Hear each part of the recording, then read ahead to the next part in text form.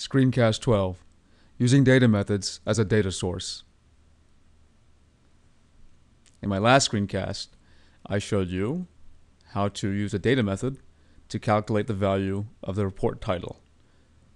It's not a very interesting example, but it showed you the basics. And if you remember, what we did was we created a data method called getSpecialTitle and returned a string. But that's not all data methods can do. We can return something more complicated, of course, right? And what we're going to do now is we're going to return data, like a table of data, and we're going to use that in a report. So let's create a data method. I'm going to call this, I'll rename it, refactor. Oops, I'll just right click here actually. And then refactor this way. We'll call it get player data, or get player data. Okay, perfect. Now let me go ahead and build it just to make sure everything's okay. Good, build succeeded. So first thing, we're not going to return a string. We have to return system.data.dataTable. I could have just put data table because we have the right using clause above. And we're going to return just two fields. Okay? Watch. First, we create a data table. So I'll just use the var syntax, dt equals new system.data.dataTable. I'll go ahead and just return it. It's not useful yet. Now, we'll add a column, or we'll define a column. dt.columns.add name, and we'll say type of string. Okay, and we'll do dt columns.add, and we'll do score, because these are players, as if they're in a tournament, type of int. Okay, so now we have two columns that are defined. Now we need to add some rows. We can do that very simply. dt.rows.add,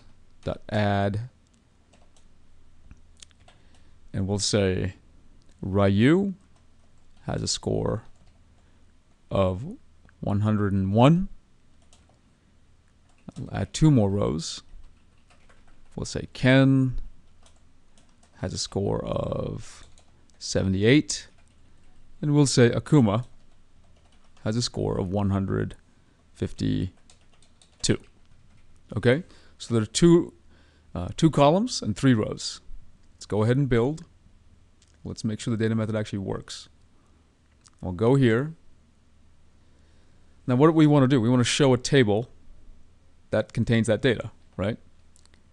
And so again, we'll have to create a data set. So we'll call this player scores or player stats. Okay? So the data set name exists, but now we have to bind to this data method. And how do we do that? It's very simple. We look at the properties for this, right, which is over here. The data source is still going to be Dynamics AX. The data source type, though, will change from query to business logic. And again, remember from my previous screencast that business logic means essentially data methods. Now that it says business logic, when I hit the query ellipsis button here, I get a different UI. Instead of the query picker, I get this select a data method picker. And you can see that static method appears there. And the reason the other one, getSpecialTitle, didn't appear is that this one returns a data table. That's why this appears. Okay, now look, player stats is there, and we see name and score, right? Now what we're going to do is we're going to drag that into the designs node, and new design is created. Let's go ahead and expand this. I'll set the layout template for the design to this, and I'll set the style template for the data region. So it looks all pretty. Let's go preview. Okay. And first thing to notice is that, hey, it says cust group here. Why is that? Go back to one of my earlier screencasts and remember that parameters are shared across all designs, and that's why it appears there. And what I really should do I should have created a new report. That way I don't have to share parameters, okay, or new report model. Let's go back though to the AutoDesign preview, and we'll click on report. And now what do you see? Name and score, and we have the player data there, right? So now what I've shown you in this example is how to create a data method that returns a data table, which you can then use as a data source for a data region, okay?